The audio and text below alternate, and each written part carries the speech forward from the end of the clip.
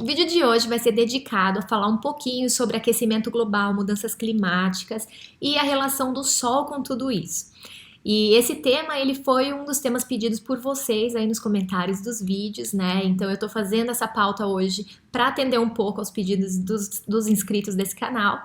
E também porque eu vi aí crescer na semana passada essa nova voz contrária à ciência, né, que nega as evidências científicas sobre o aquecimento global causado pelas atividades dos humanos, né, no planeta.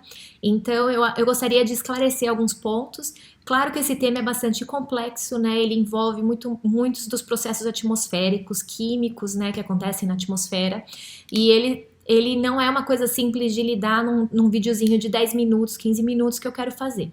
Então eu vou deixar alguns links aqui embaixo, inclusive o link para minha tese de doutorado, no meu primeiro doutorado que eu fiz no INPE, aí, no Instituto Nacional de Pesquisas Espaciais, no qual eu tentei estudar qual era de fato a relação entre a atividade solar e as mudanças climáticas, usando alguns traçadores aí dessa relação, que são isótopos criados por raio cósmico e alguns isótopos naturais encontrados na Terra. Mas enfim, todas as teses de doutorado e mestrado que são dos institutos federais e tal, inclusive do INPE, elas são públicas, então vocês podem dar um Google aí e achar as teses e os trabalhos científicos de todos os pesquisadores que vocês leem. Então esse vídeo já começa com um alerta para que vocês busquem as informações para nutrir aí a opinião de vocês sobre os fatos, mas busquem as informações nos lugares corretos. Não vai ser uma youtuber de 19 anos da Alemanha que está sendo paga aí por empresas ligadas às companhias de petróleo e gás que vai te trazer informações independentes, né, coisas totalmente precisas sobre a ciência por trás das mudanças climáticas. Então cuidado e fica ligado aí no vídeo.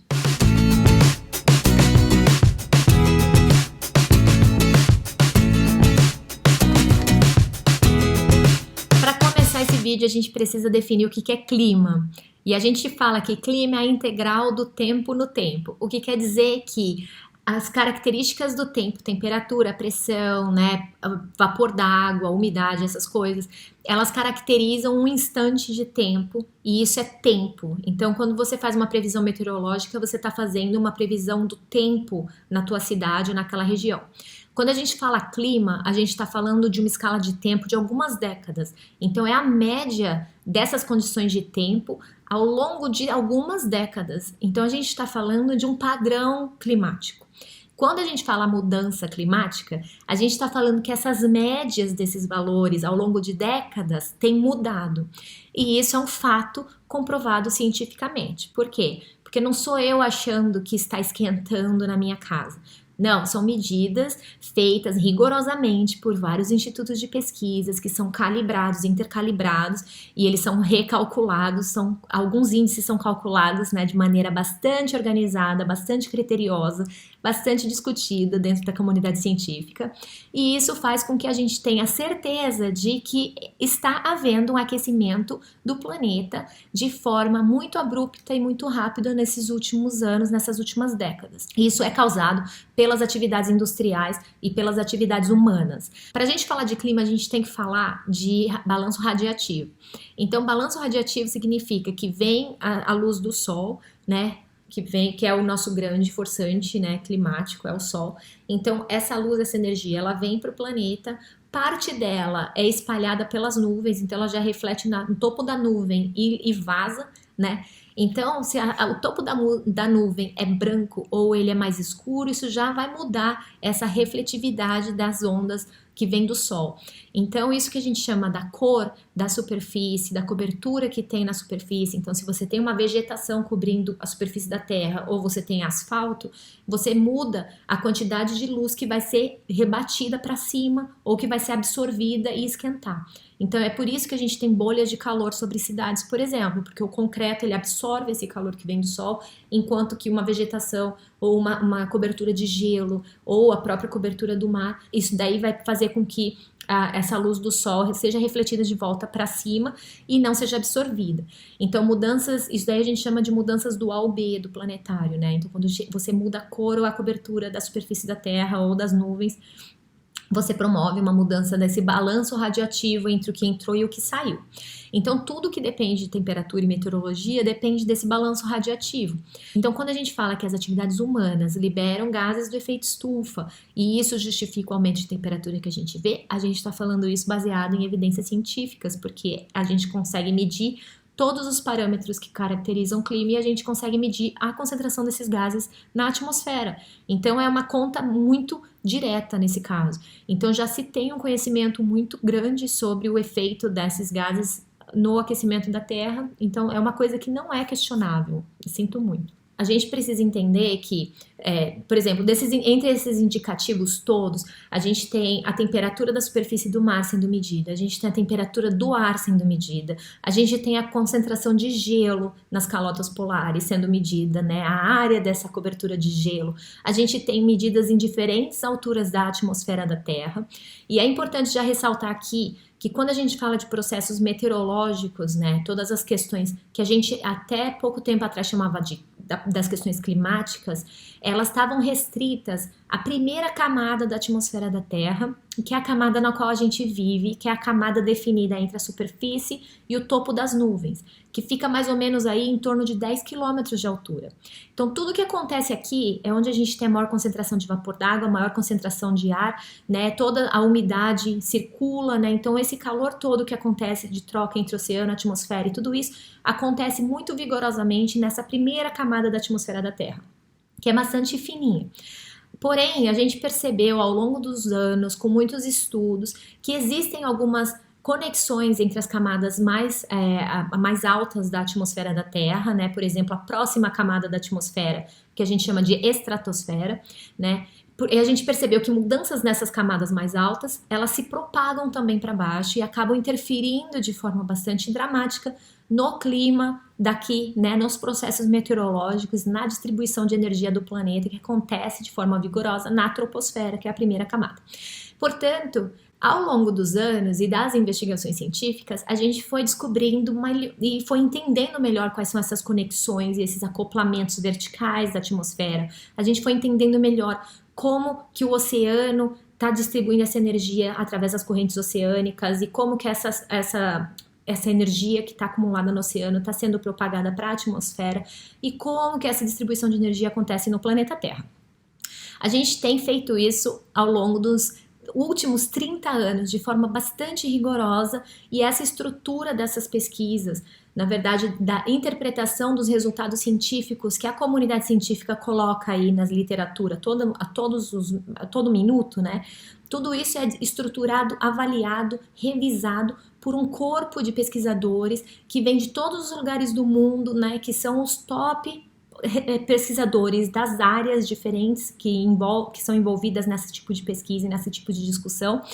E a gente faz isso dentro desse painel intergovernamental de mudanças climáticas que foi estabelecido lá em 88, né, e que liberou o primeiro relatório das mudanças climáticas no ano de 1990. E esse relatório ele é sempre revisado e atualizado e é incorporado nesse relatório novos resultados científicos que vêm sendo descobertos ao longo desses 30 anos. Muita coisa mudou, a gente entendeu muito melhor cada um dos processos, né? Mas a gente sabe hoje, nesse último relatório que saiu em 2013, ele diz claramente que é muito bem estipulado e muito bem entendido através das evidências científicas e dos resultados não só de modelagem, mas de medidas, de análises, a gente percebe que sim, os gases do efeito estufa, né, que são liberados através das atividades humanas, eles são os grandes responsáveis pelas mudanças do clima do planeta que a gente tem medido. Fim da primeira parte desse vídeo. A segunda parte diz respeito a todos os forçantes climáticos naturais, que a gente chama, que não seriam antropogênicos, que não seriam relacionados às atividades humanas. Então, quais outros processos que poderiam estar interferindo no clima da Terra, que são processos naturais, que são processos internos ao planeta, que são processos orbitais, que são processos em relação Sol-Terra. Quando eu comecei a minha pesquisa desse meu primeiro doutorado, em 2006, a gente ainda tinha um baixo entendimento sobre o papel da atividade solar e das mudanças do Sol no clima da Terra. E por isso eu comecei essa investigação, porque não se sabia muito bem como de fato o Sol poderia estar interferindo no clima da Terra. Desde o fim da minha tese de doutorado, teve um novo relatório do IPCC que foi liberado, que incorporou também essa análise das relações naturais, dos forçantes naturais nas mudanças climáticas, né? E hoje em dia a gente pode dizer com certeza que essas variações elas são também contempladas nas modelagens climáticas e tudo, e elas justificariam menos de 2% da variabilidade do clima da Terra. Então ela não justifica o que a gente está vendo sozinha. Então se alguém te pergunta se o Sol tem alguma coisa a ver com as mudanças do clima na Terra e com o aquecimento global, você tem que responder com uma nova pergunta, que seria em que escala de tempo você está falando. Porque se a gente está falando desses últimos 100 anos, a variabilidade da orbital do planeta Terra e a variabilidade do Sol enquanto estrela não justifica a variabilidade climática que a gente está vendo hoje no planeta, não justifica. Mas se você está falando de milhares de anos, aí sim a relação entre o Sol e a Terra ela participa de uma forma muito importante nas mudanças do clima do planeta. Então, quando a gente tem, por exemplo, eras glaciais, interglaciais, a gente está numa era interglacial hoje, né? A gente vive o período do Holoceno, que começou, sei lá, quase 12 mil anos atrás, né? Há 11.700 anos atrás, e a gente está nesse período mais quentinho do planeta. E esses períodos que são bastante periódicos, né, que acontecem de glaciais interglaciais, no qual o planeta passa por mudanças drásticas de temperatura, né, e fica um período muito, muito mais gelado, né, tipo dezenas de graus mais frio e depois mais quente, que é o período que a gente está agora. Isso é justificável principalmente pelas questões orbitais do planeta. A gente sabe que, por exemplo, ao longo de um ano, a gente já vê bastante mudança de temperatura, dependendo da região que você tá, por conta das estações do ano, não é? E eu já contei para vocês que as estações do ano, ela tem muito a ver e ela é diretamente relacionada à quantidade de luz que aquela região do planeta está recebendo do Sol. Então agora, esse mês, a gente vai ter o equinócio de março. Equinócio quer dizer que os dois hemisférios da Terra eles estão recebendo a mesma quantidade de iluminação do Sol. Por quê? Porque a estação do ano ela é simplesmente relacionada à inclinação do planeta Terra. Então, se você pensar em escalas de tempo mais longas, né, ao longo de 100 mil anos, 40 mil anos, 20 mil anos, você vai ter outras questões orbitais que vão entrar ali e que vão definir uma iluminação maior ou menor no planeta Terra, em cima e embaixo, nos dois hemisférios, na relação entre os hemisférios e no planeta como um todo. E essas questões orbitais que têm a ver com a excentricidade da órbita, o quão elíptica a órbita da Terra fica, isso varia ao longo de 100 mil anos. Então, a excentricidade da órbita faz com que o planeta fique de 100 em 100 mil anos, fique mais distante, em média, do Sol ou mais próximo do Sol. Isso é uma variação minúscula, tá? Se você fosse fazer uma modelagem disso, você quase não vê mudança. Porém, isso já implica numa quantidade de luz menor chegando no planeta Terra, e isso faz com que a mudança climática aconteça no planeta Terra já.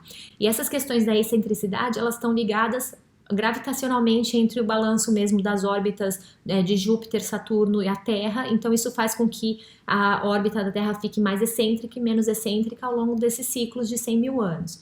Uma outra periodicidade que acontece é relacionada à inclinação do planeta Terra, que hoje a gente sabe que é 23 graus e meio, né, o tilt do planeta Terra, que seria a inclinação entre o eixo de rotação do planeta e a eclíptica, que é o plano da órbita do planeta em torno do Sol. Então a gente sabe que o planeta está inclinado em 23 graus e meio, porém essa inclinação, ela tem um balanço ali, ela varia um pouquinho, entre 22 graus e 24 graus e meio, então a gente está em 23,5, mas essa inclinação varia um pouquinho. E ela varia tão pouquinho porque a gente tem uma lua muito grande em volta da gente que está dando uma normalizada ali, ela dá uma estabilizada nessa variação do tilt, né, da inclinação. Marte, por exemplo, que tem luas pequenas, né, ele tem uma variação da inclinação do seu eixo de rotação muito mais dramático do que na Terra.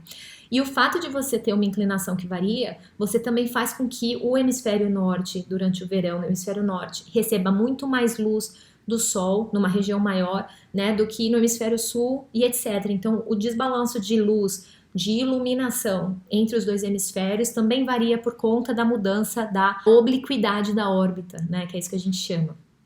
E um terceiro fator orbital que também tem a ver com a mudança climática entre glacial e interglacial é a questão da precessão da Terra. E essa variação é em torno de 20 e poucos mil anos, né?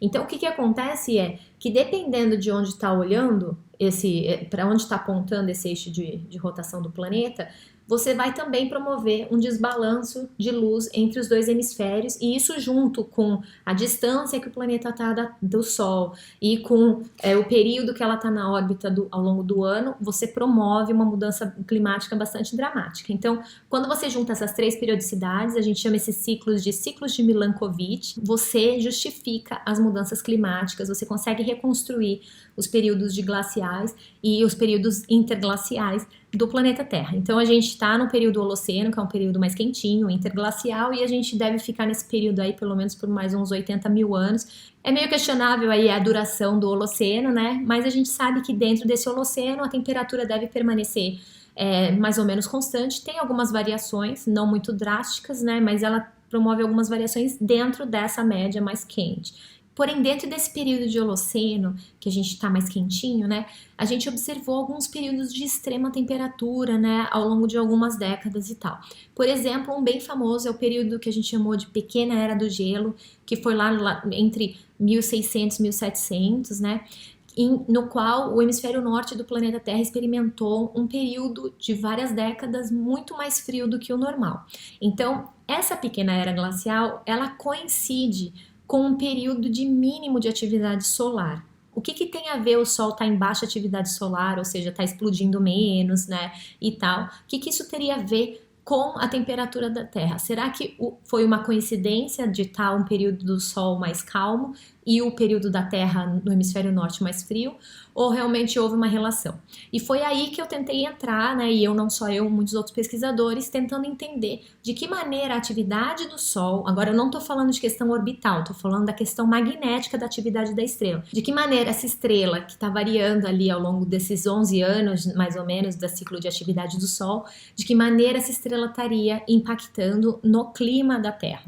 Então, tudo que se sabe sobre isso ainda é um pouco questionável, não é uma certeza absoluta científica, porque a gente tem pouco tempo de observação direta, né, da atividade solar. A gente tem registros paleoclimáticos e registros paleossol que a gente pode usar, né, que são, por exemplo, testemunhos de gelo, que é daí que a gente tira, na verdade, a temperatura do planeta Terra no passado, né? Então, existem algumas maneiras que a gente consegue fazer e a avaliação de qual era a condição climática da Terra e qual era a condição do Sol naquele momento, né? E eu posso falar sobre esses traçadores aí, paleossol e paleoclima, em um outro vídeo. Porém, quando a gente trabalha com esses registros, a gente não tem uma resolução muito grande de tempo, né? Tem resolução anual, talvez. Mas quando a gente está falando de variabilidade da atividade solar, isso pode ser uma escala de tempo muito mais curta, até de horas e tal. Então, existe toda uma pesquisa nisso, isso está em andamento, mas a gente já sabe que mesmo que numa condição extrema, todas essas variabilidades da atividade solar, elas impactariam de uma maneira muito pequena, que não justificaria todo o aumento de temperatura e todas as mudanças do clima da Terra que a gente observa hoje, com o aumento de temperatura da superfície do mar, com o aumento do número e da intensidade de eventos extremos, por exemplo, com menor cobertura de gelo nos polos e tudo isso. Então, nada disso seria justificável pela atividade da magnética do Sol, tá? Então, repetindo isso para ficar bem claro. Então, quais seriam os agentes físicos que linkariam, né, que relacionariam a atividade da estrela com o clima da Terra?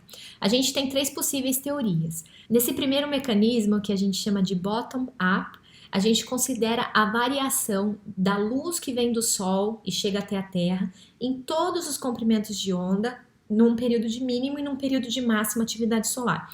Qual é a variação de irradiância solar, que a gente chama irradiância, é esse total, essa integral de todas as radiações em todos os comprimentos de onda, de raio-x a rádio, tudo. Tudo que acontece, a gente integra essa radiação inteira e a gente considera o impacto disso direto na superfície da Terra. Então, o quanto desse aumento de luz, que a gente sabe que aumenta principalmente alguns comprimentos de onda no Sol, em período de máximo e mínimo, se você olha o Sol num raio-x, por exemplo, você vê que em período de mínimo solar ele está bem apagadinho, em período de máximo ele está bem brilhante. Então, alguns comprimentos de onda, essa variação de luz é muito grande. Em outros, ele quase não varia, por exemplo, no visível, né? Então, é isso, a gente considera toda a variabilidade ao longo de todos os comprimentos de onda. Alguns deles promovem aquecimento direto aqui na superfície da Terra, na superfície do mar. Então, esse seria o primeiro mecanismo. Foi visto que essa variabilidade da irradiância solar, ela realmente promove uma variação de temperatura na superfície da Terra, mas é muito, muito pequeno. É irrisório em relação a todas as mudanças de temperatura que a gente observa. Portanto, essa não seria a razão. O outro mecanismo possível, o segundo mecanismo possível, a gente chama de top-down, que seria o processo de cima para baixo do efeito da atividade solar no clima. E nesse processo a gente considera apenas a variabilidade da luz que vem do Sol entre períodos de máximo e mínimo, mas que venha na faixa do ultravioleta. Então, na faixa do ultravioleta, a gente tem observações de que existe uma dramática variação entre máximo e mínimo de atividade solar, e a luz ultravioleta é especialmente importante por conta do ozônio, né? E o ozônio, quando está na estratosfera, que é o lugar natural do ozônio estar, né, dessa camada de ozônio fica aí em 25 quilômetros de altura, que é na região da estratosfera, que a gente chama. Esse aquecimento vai ser provocado na estratosfera, então isso vai fazer com que resfrie a região de baixo, porque é como se você fizesse um filtro mesmo. O ozônio, ele participa ali como uma filtragem dessa radiação. Então a interação dele com o UV faz com que o ultravioleta não passe para baixo aqui na troposfera. Portanto, o aquecimento promovido por essa faixa de frequência, ele aconteceria na alta, acima das nuvens, que seria nessa região da estratosfera. Por isso ele é tão importante, por isso que quando foi descoberto o buraco na camada de ozônio lá sobre os polos, isso foi um caos, porque os pesquisadores já sabiam que o ozônio participava como realmente uma filtragem ali dessa radiação que não só promove aquecimento, mas também é uma radiação cancerígena. Então a gente precisa dessa camada de ozônio filtrando. Porém, algumas atividades humanas, elas liberam ozônio na troposfera. Então, né, quando o ozônio está aqui embaixo, onde a gente vive, na região da atmosfera que a gente respira e tal, abaixo das nuvens, ele vai fazer a mesma coisa que ele faz lá em cima. Então, ele vai promover o aquecimento aqui dessa faixa de frequência da ultravioleta. E aí ele é péssimo, porque o que ele vai fazer? Ele vai promover um aquecimento dramático de temperatura na região aqui perto da superfície da Terra, que a gente não quer. Então, essa interferência da radiação ultravioleta, ela realmente depende de onde está o ozônio e, né, a gente espera que o ozônio fique realmente na camada da estratosfera para que ele promova essa filtragem dessa radiação. E o último processo que seria relacionado à atividade solar e o clima seria relacionado à cobertura de nuvens e os raios cósmicos. Então, os raios cósmicos, eu falei rapidamente em um outro vídeo, né, que são partículas que vêm de fora do sistema solar ou até do Sol, partículas energéticas que estão aí no espaço e que elas bombardeiam a Terra de forma meio que contínua, mas esse fluxo que chega, ele é modulado pela atividade solar também. Então, quanto mais o Sol estiver ativo, menor é o fluxo dessas partículas que conseguem chegar aqui no sistema planetário do Sol e conseguem atingir a Terra. Então, existe uma anticorrelação entre o fluxo de raio cósmico e a atividade solar. Então, a atividade solar alta, você tem menos raio cósmico. A atividade solar baixa, você tem mais raio cósmico. E essas partículas dos raios cósmicos, quando elas entram na atmosfera da Terra, elas acabam ionizando a atmosfera da Terra, né? Elas vão arrancando ali os elétrons livres dos átomos, e isso faz com que esses átomos se tornem núcleos de condensação, que são íons, né? Eles viram íons e eles facilitam a aglutinação de vapor d'água, né? De gotículas de água, para a formação de uma nuvem. Então, existe uma relação empírica até, entre a relação de íons, né, livres na atmosfera e produção de nuvens. Até eu tive uma aluna de doutorado que eu orientei no INPE e que o trabalho dela foi investigação mesmo dos efeitos do fluxo de raio cósmico na produção de nuvem em diferentes regiões da Terra. A gente quer entender direito como funciona esse mecanismo, mas, a bem da verdade, a gente sabe que a contribuição desse fluxo de raio cósmico, ele não é uma contribuição tão importante para justificar as mudanças do clima que a gente está vendo hoje. Então vamos resumir que esse vídeo foi muito denso em informação. Então, mudanças climáticas estão acontecendo sim, aquecimento global está acontecendo sim, né? Você tem que pensar em escala de tempo, a gente está num momento holoceno, que é um momento mais quente, né? E se a gente pensar em mudanças climáticas de 100 mil anos em escalas maiores, a gente sabe que as questões orbitais são muito importantes, né? Os ciclos de Milankovitch. Em escalas de tempo mais curtas, a gente investiga se a atividade do Sol, né, teria alguma coisa a ver com a mudança climática. E nesse caso, 3 possíveis mecanismos físicos justificariam esse vínculo. Um seria o bottom-up, que seria a relação da irradiância total do Sol variando ao longo do ciclo e interferindo na temperatura do planeta. O segundo processo seria top-down, que seria a relação só da frequência do ultravioleta, a variabilidade disso ao longo do ciclo solar e a influência disso na temperatura, que tem a relação direta com a concentração de ozônio, que está lá na estratosfera ou está aqui embaixo, então esse é um forçante radioativo. E o terceiro processo seria a relação de raios cósmicos, núcleos de condensação, produção de nuvem. E produção de nuvem é importantíssima não só por conta da questão de distribuição de chuva e vapor d'água e a diminuição de temperatura, mas ele muda o albedo, então ele muda quanto desse processo do balanço radiativo acontece no planeta. Então, tem muito que ser estudado. O IPCC, que é esse painel intergovernamental de mudanças climáticas, né, tá para liberar o próximo relatório agora em 2022. Então, entre 2013 e 2022, a gente tem todos esses pesquisadores de quase 200 diferentes membros, né, nações membro desse painel. Eles estão avaliando, eles não estão fazendo pesquisa, eles estão pegando as publicações que já foram feitas em revistas arbitradas, né? Então, que são validadas pela comunidade científica, e eles avaliam as diferenças, as margens de erro, eles avaliam os processos, as metodologias, eles tentam fazer um compilado de todas essas áreas de pesquisas que vão desde oceanografia, incluindo ciências atmosféricas, meteorologia, física espacial e todo o resto, né? Então, é uma coisa muito multidisciplinar ali, e esses pesquisadores, eles são pesquisadores renomados e eles estão fazendo essa compilação e isso vai sair num relatório agora em 2022. Então fica ligado, dê uma olhada nos links que eu vou deixar aqui embaixo, compartilhem esse vídeo, né, para que outras pessoas tenham essa informação e busquem sempre informações em fontes confiáveis. Tchau!